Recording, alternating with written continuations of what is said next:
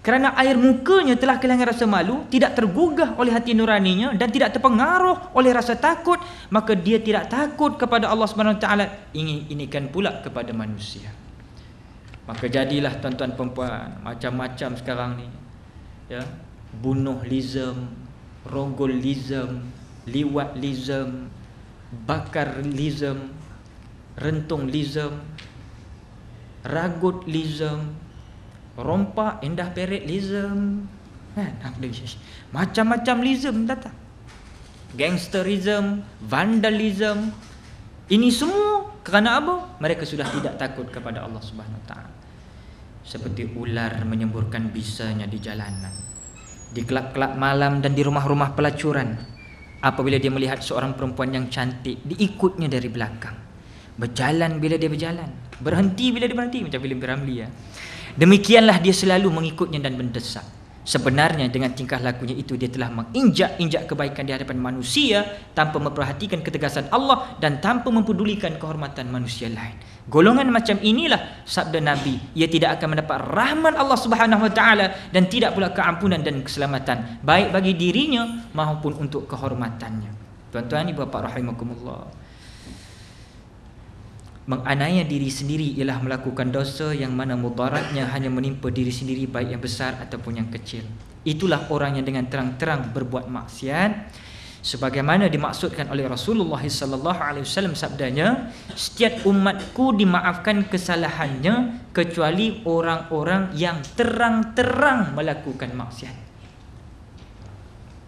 Relax, naik caw kena start wong geli kenal lah tu. Relax, baik. Ni kam toto tipu orang tak ada otak, dia tak peduli. Lu gua kubur lu punya pasal lah, gua punya pasal. Macam-macam. Bunuh orang, relax. Rogol biasa. Rogol hari ni biasa kalau pergi bertandang kan kampung-kampung. Assalamualaikum, Waalaikumsalam, kata leha di sebelah. Apa dia buat je ha? Saja ha, goreng keropok. Marilah duduk sembang. Apa cerita leha? Anak aku semalam, apa? Kena rogol. Engkau? Anak aku 2 hari lepas, kata orang tu. 2 hari lepas.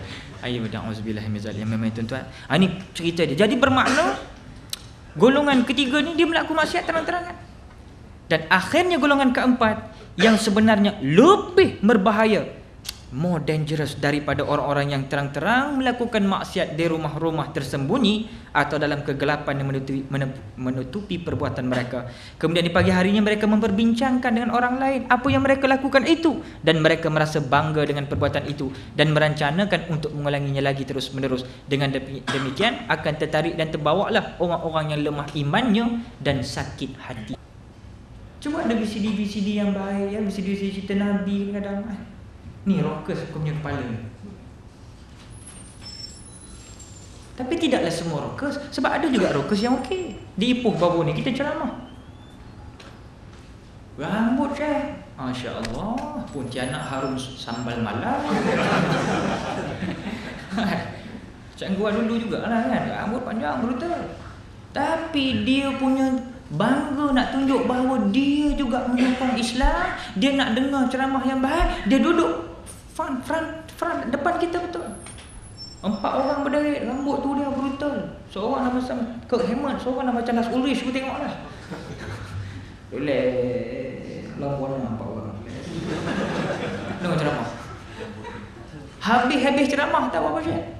Ya orang bukan tengok aku ceramah, depa tengok 3 puak ni sekarang ni. Bahasa pelik dia kata. Yang ni orang kita jemaah pula tengok bahasa pelik pula dah. Nampak tak tuan-tuan? Terbalik. Jadi alhamdulillah lepas habis ceramah, yang syok tu first kali dia bangun tu, dia terus pergi kat kereta ambil satu barang, kemudian salam, Waalaikumsalam, kata peluk kiri kanan, Ustaz ni VCD rock kami baru ni Ustaz, kata CD rock baru. Siap boleh bagi lagi.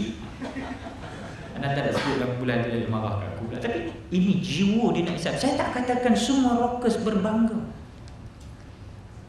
Tapi ada rockers yang saya sedih. Kawan nama anak dia boleh kata bila jadi baik, dia boleh perli lagi tu. Sepatut alhamdulillah ada jugalah hampa nak dengar ayat-ayat Allah ke apa kan. Sekuat. Makna dia berasa dia tu tak pelik. Orang ikut Islam ni pelik. Mak sangat tak boleh, kan kawan aku juga. Tapi itulah, nak habaq tak kenal, tak habaq tak berapa nak kenal, tapi aku kenal habaq pasal benda ni dah menjalar dalam masyarakat. Orang buat baik kalau semua orang tengok, dah kata cuma masuk cerita ni lama tak main surau, sekali dia main surau mesti orang tengok atas bawahnya. Cakap kau yang hal ni kata, kan dia tengok atas bawah. Kau biasa tengok lah kecil.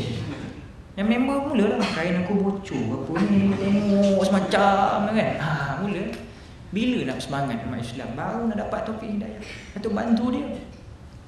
Jadi para hadirin, sebab itulah golongan-golongan ini mereka menjadi pengajak kepada kejahatan. Walhamdulillah.